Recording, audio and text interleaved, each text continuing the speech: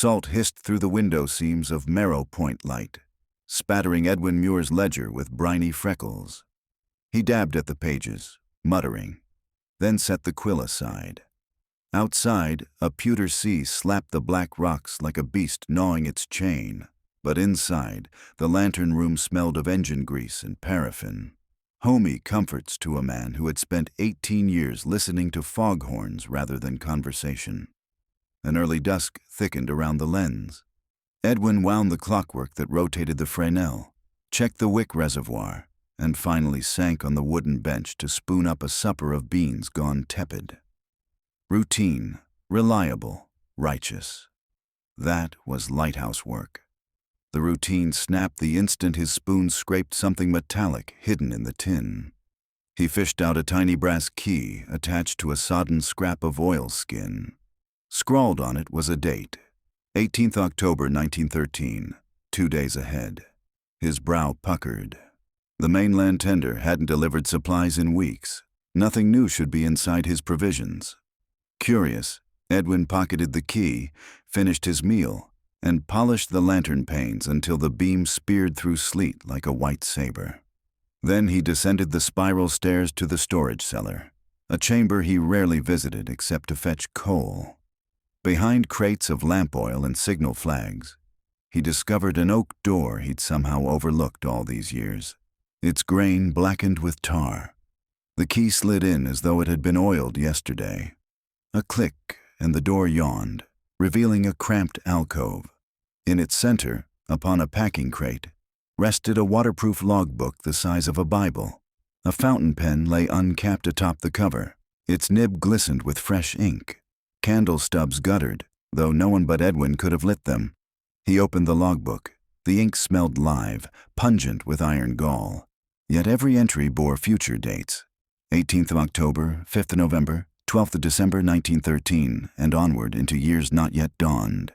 Each page described a vessel, its course, its tonnage, its captain, and its doom.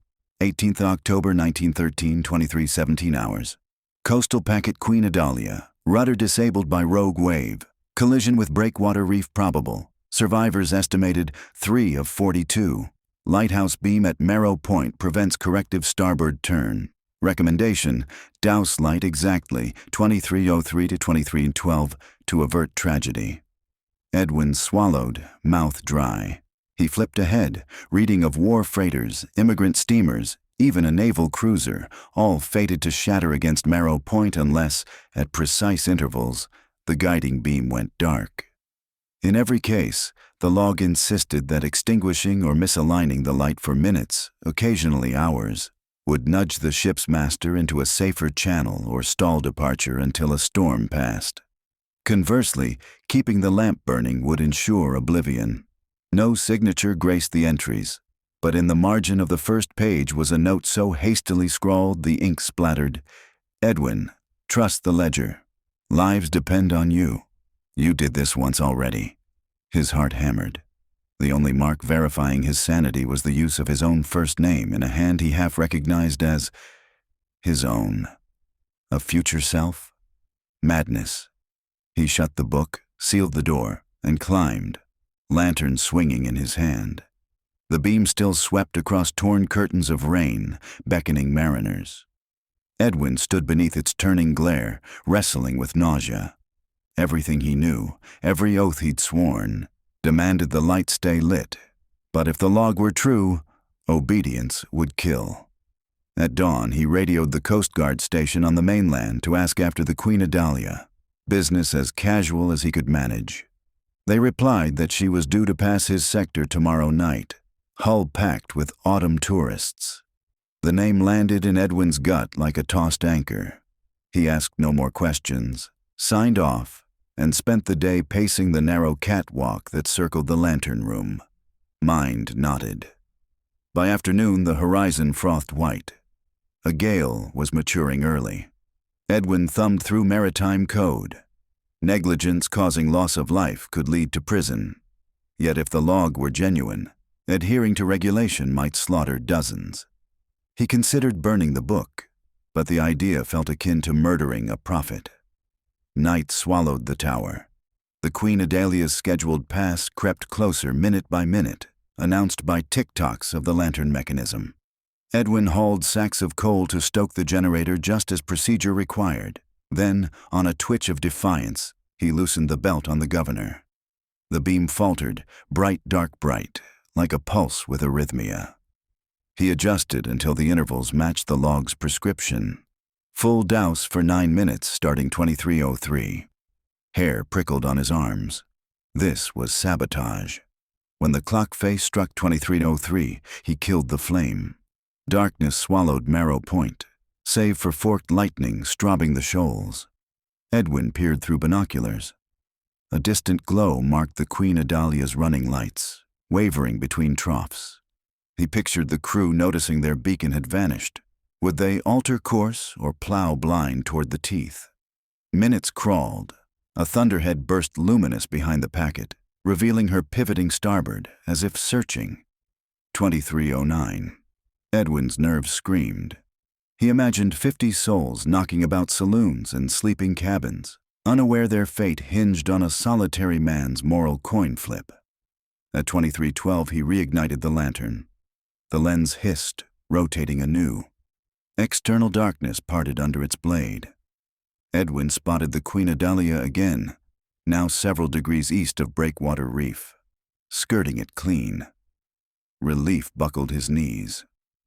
She lived. He, however, had just committed a breach that could end his career. No Mayday trafficked the ether that night. Dawn revealed nothing beyond shattered driftwood from earlier storms. Edwin opened the hidden room and inked a hesitant note beneath the prophecy, course corrected. No wreck. Then he waited for some cosmic reply. None came. Over the next weeks, the ledger's second entry loomed. 5th of November. Passenger steamer Vingolia. 300 refugees from the Balkans. Sabotage required. Misalign beam 15 degrees south for 42 minutes. Outcome, if not, total loss. The immensity dwarfed the Queen Adalia affair. Edwin spent sleepless nights studying charts.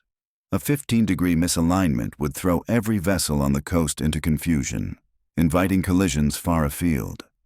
Yet the ledger insisted. On 4th of November, a courier from the Naval Lighthouse Board arrived, lugging tins of paint and mail. Edwin nearly leapt at the man for normal human conversation, but disciplined himself. They chatted about sea dogs and taxes while Edwin's mind shrieked secrets. Before departing, the courier mentioned rumors. A private investigator on mainland had been hired by Queen Adalia's owners to probe why the beacon flickered the night of the storm.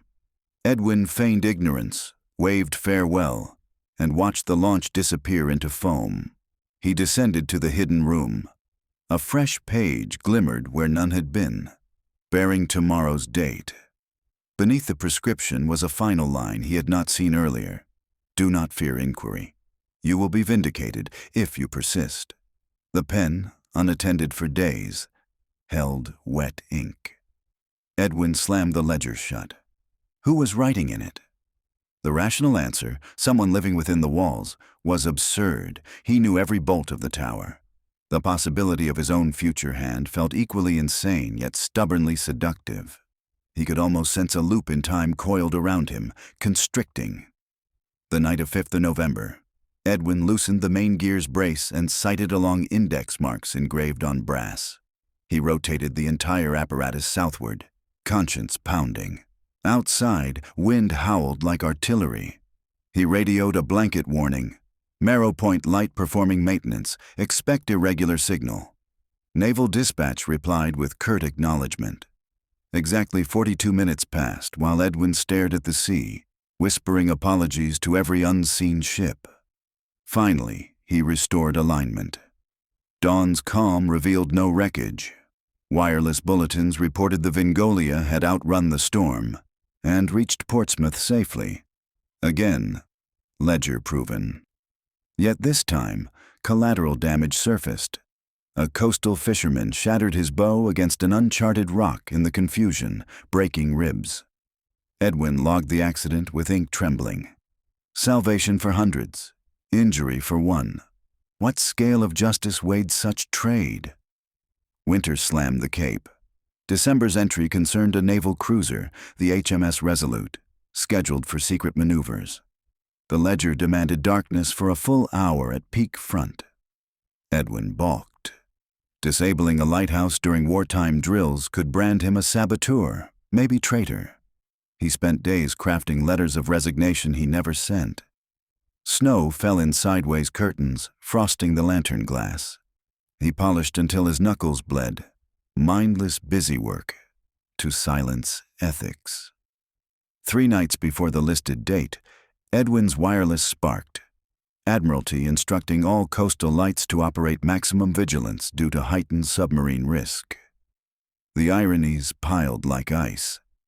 He debated fleeing, row to mainland, vanish inland. But running would seal the cruiser's doom if the ledger's pattern held. The appointed night, waves hammered Marrow Point hard enough the tower quivered. Edwin turned down the lantern wick until only an ember glowed. He crouched, panting, watching seconds drip. Far off, gunmetal silhouettes suggested naval craft weaving through spray.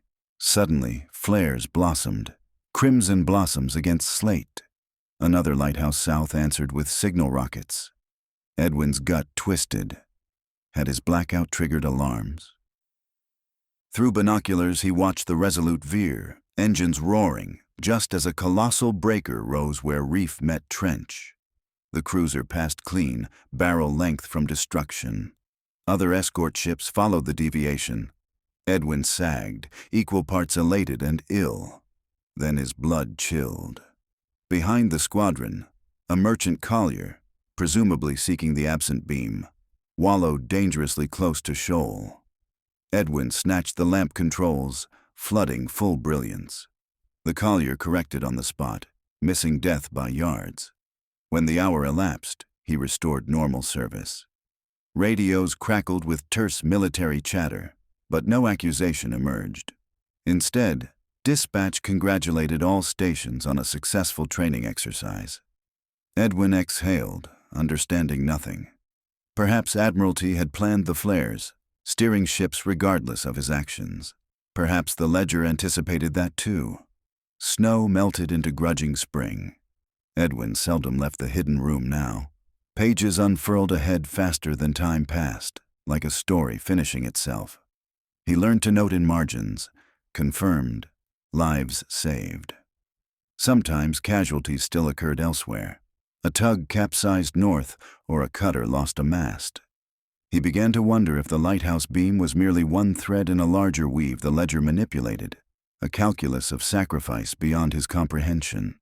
Yet each compliance weighted him heavier.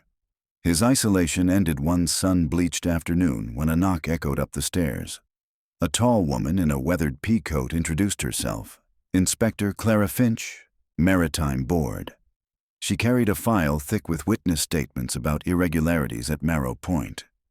Edwin's heart thudded. They sat in the galley, steam from coffee trembling between them. Finch possessed kind eyes, but her questions sliced. Did he recall the exact reason for the Queen Adalia blackout? Mechanical glitch? Electrical? She had reports of a precision pattern inconsistent with equipment failure. Edwin's rehearsed lies jammed in his throat. Finally, he said only, "Storm damage, Inspector." She jotted notes, unconvinced. As she toured the tower, Edwin shadowed her, terrified she would discover the secret door. She paused by the lantern gear, noticing fresh file marks where he had rotated the assembly. "Maintenance?" she asked. Edwin nodded. When she left at dusk, she offered a tentative handshake. "Keep your light steady, Mr. Muir. Reliability saves lives." Guilt bowed his shoulders long after her launch faded. That night, the ledger's latest page showed 14th April 1914. Tomorrow. Passenger liner Celeste. Capacity 1200. Ordered beam outage, 2 hours. Edwin slammed the book. 2 hours was suicidal. Celeste's route normally passed 10 miles offshore. Why endanger her? He resolved to refuse. Enough blood-tinted miracles. Morning found him writing a long confession addressed to Inspector Finch, coiling into pages of tortured rationale. He sealed it, planning to send with the next supply tender. Then he toted kerosene to the secret room, intent on burning the ledger. Yet as he doused the cover, ink bled across fresh fibers spontaneously, letters etching themselves.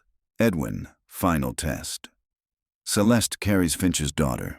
2 hours, or she dies. Kerosene jug slid from his hands. Terror and shame tumbled in him like clashing tides. He hadn't known Finch had a family. The ledger, whatever intelligence dwelled in it, did. Could this be coincidence? Edwin pictured Finch's steady eyes and imagined her receiving news her child drowned because he, sworn guardian of light, followed rules. His resolve crumbled. He ascended to the lantern room hours before dusk, adjusting spindles with trembling fingers. Clouds wadded the sky. Lightning flickered over distant ridges. Storm season's first real tantrum. Edwin rehearsed the 2-hour countdown, palms sweating. 20. He extinguished the lamp. Instant black ate the coastline. Immediately doubt devoured him. What if Ledger lied? What if Sabotage doomed Celeste? He clutched binoculars, searching the gloom. Far off he saw her, a castle of lights, majestic despite the tempest, swaying like a drunk queen. She signaled confusion by Aldous' lamp. No lighthouse answer returned. Edwin knelt, weeping, each minute an epoch. 30 minutes. Rain sheeted horizontally.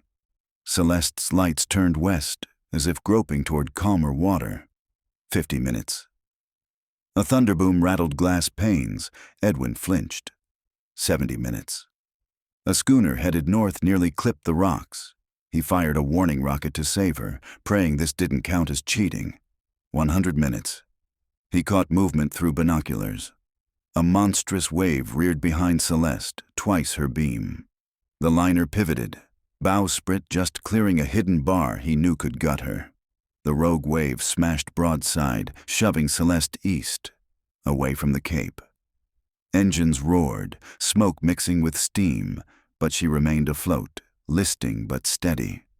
120 minutes. Edwin struck a match and reignited the lamp.